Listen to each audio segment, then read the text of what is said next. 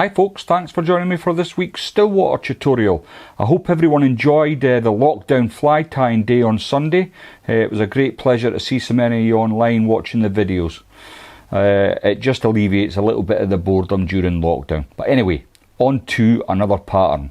So back in 2019 I tied a pattern called the Midas, and it was invented by Paul Davidson, and I believe it was after he'd had one too many sherbets, and it was tied as a bit of a joke, but has since become a real competition favourite. And I'll stick a little bit of a link up to that old video now. I must admit it was back in 2019 when I first started, and the quality's not ideal, but what I'm going to do is a little variation on the Midas, and this is really an imitation of the Hawthorn fly, really. So without further ado, let's get into it.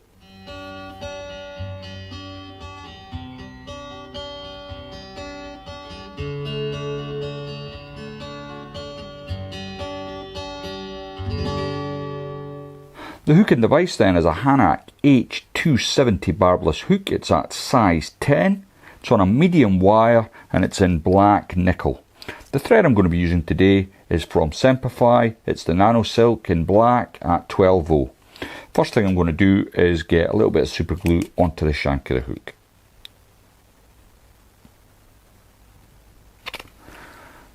Yeah, I can just imagine Paul actually sitting after a few drams going, I've got a great idea for a fly, and having a laugh, and I can just picture him doing it actually, just thinking, oh, this will be a bit of a joke. But I bet he had no idea that, you know, every competition angler I know has got 2 or 3 of these in their box, how successful it was going to be. So first thing I'm going to do is add a monofilament or fluorocarbon, you can choose your poison, as the rib. And what I want to do is catch that in early, and I'm going to take it, I'm going to now use that instead of my rat's tail. I'm going to use the monofilament as a guide for my thread, and I want to come all the way round the bend of the hook. It's yeah, very, very unusual. It's not often I come this far down on a straight shank hook for a fly, but that's what the dressing calls for. Now, if you've bothered to have a look at the original that I put up in the link there, you'll notice it's a sort of fiery brown red fly with a mix of dubbins. And what I've done is something similar with this one, only I'm using Cook's Hill seal's fur in black and Cook's Hill seal's fur in hot orange, and I've made a little bit of a mix of my own, which will do me for several flies.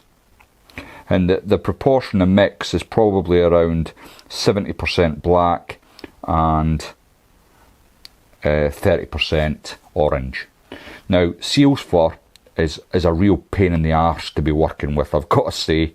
There's no polite way of putting it. So what I do to help me is use some of this. It's premium tacky wax. Now this one's from Vineyards, but I believe other firms do it. And I just get that on the thread, and it just gives it a little help, not only with the dubbing, but actually it's a great flotation aid. So I'm going to get some of my dubbing out in my fingers, and then attempt to get a real hard dub onto my thread. So I'm really working it with my fingers. I want it nice and tight.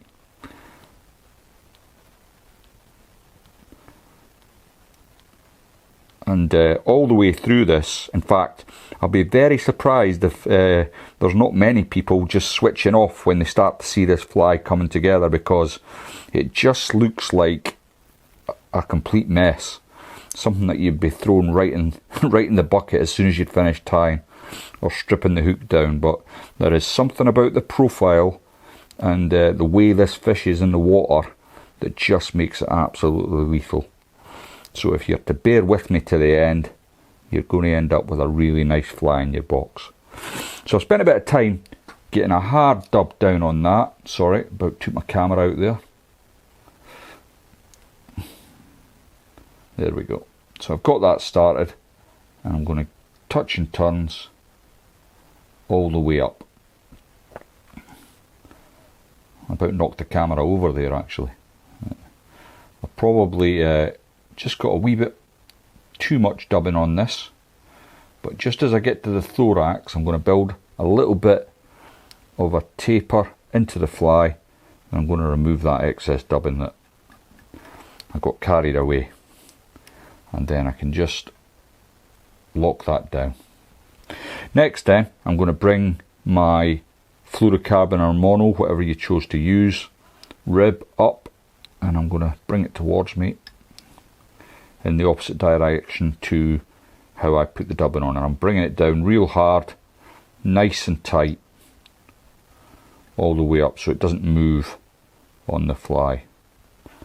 And then once I get up to the top, I can simply come in with my thread, get 2 or 3 wraps over to secure it into place, a few turns in front, then you can come in with your scissors and remove your excess. Yeah, I mean, I'm quite a, believe it or not, I'm quite a tidy sort of person. I like things to be quite uniformal, but the whole ethos of this fly is just a scruffy mess, and it's quite, I find it quite difficult to tie actually, but nonetheless I'm going to persevere. I'm using some pheasant tail here, and what I'm doing is I'm selecting 4 strands of pheasant tail and then just ripping it from the stalk, and I've already done that because watching me trying to count out 4 strands may take 15 minutes of your life that you've not got to spare. So I've already got 4 strands, and the first thing I'm going to do is catch in on your side, and I'm going to catch in so that where I've ripped it from the stalk is actually the legs, and I want it to protrude past the bend of the hook approximately 1/2 centimetre. Now I want it to run up the sides, so don't initially clamp down on this hard, just nice and gentle with your thread wraps, just to make sure that you're going to get it sitting exactly where you want it. Then the next 4 I'm going to do likewise with on my side, and I want them to be, well, as even as this fly requires, which is not very, on my side, and that looks pretty good to me, so I'm fairly happy with that. So I'm going to hold my legs into the side and then really clamp down on them so they don't go anywhere. Then I can come in and remove my excess. Missed one there. Now, you need approximately the same amount of material for the thorax as you did for the body. Now, I obviously used far too much on that first pass, so I'm going to try and gauge it so that it doesn't hit the camera when I come to wind it on again. So again, I'm really dubbing down hard on this, trying to get it all compacted in.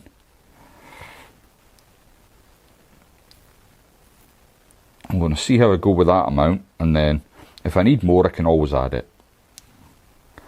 Just bring my thread up, and then I'm going to roll back onto my legs, which keeps them tucked into the side, and actually that's worked out just about perfect. Got plenty of room at the front, which is ideal. Is it though? Is it? I'm going to, you know what, I'm going to add just a little bit more dubbing. I just want it a bit more pronounced than that, and you'll see why I want so much dubbing, because once I've got it all put together, I just want to be able to tease out a load of the dubbing. And if I could just bring the fly that I had in the vise, you can see it actually ends up being quite a bushy pattern. So I'm just going to add a little bit more dubbing to the thorax before bringing my thread to the front, and I'm a bit happier with that now. Now, I don't actually have the material that Paul used. I'm not quite sure what it was. I think it was gold glister, but what I have got is some angel hair here, and what I've done is I've pulled out as much as I can of the gold, but it is difficult, and I've managed to make myself a little bit of gold glister, if you like. But this isn't the right stuff, it's just what I'm using because it's all I've got. So you don't need much. And then dress that up. Just going to try and add a little bit more. And yeah, when I first got this fly, actually, the original one that I showed you in the link earlier, it kind of went in my box, and I thought, oh, okay, you know, everybody's using these, it's, you know, but dare I tie it on? And I was on Dracot actually the very first time I used it, and I couldn't believe how effective it was. And since then, it's one of my sort of go-to flies. I think it's probably the profile that makes it so effective. But I'm just adding a little bit of UV resin to my thread, and then I can come in with my whip finish tool, which is I'm slowly getting used to this. It's taking a long time, but I'm actually starting to feel the benefits of using a whip finish tool now. So just 3 turns. I don't want too much of that thread shown. Then I can snip away the thread. Okay, we're still a wee bit off finishing. So I'm just going to cure that off, and I don't know if how well the camera picks up that, but when I hit it with the UV light, the hot orange really stands out on this fly. It looks amazing actually. Okay, fairly happy that's cured. Now, there's a few things you've got to do. So I know it looks bad now, but it's a way to look a hell of a lot worse. So I'm going to come in with my dubbing brush, and I'm not going to be gentle with it. I'm really going to wire in about it. I'm not going to worry about the legs. I'm not going to worry about the gold head. I'm just getting in about it and really giving it a good scene to with the dubbing brush. And then what I'll do is, once that's done, I'm going to pull it all to the side. I mean, I don't know what this is going to look like in the photographs, but it certainly looks like it's been something that's been dragged through a hedge backwards. But there you go. That's what the fly's meant to look like. So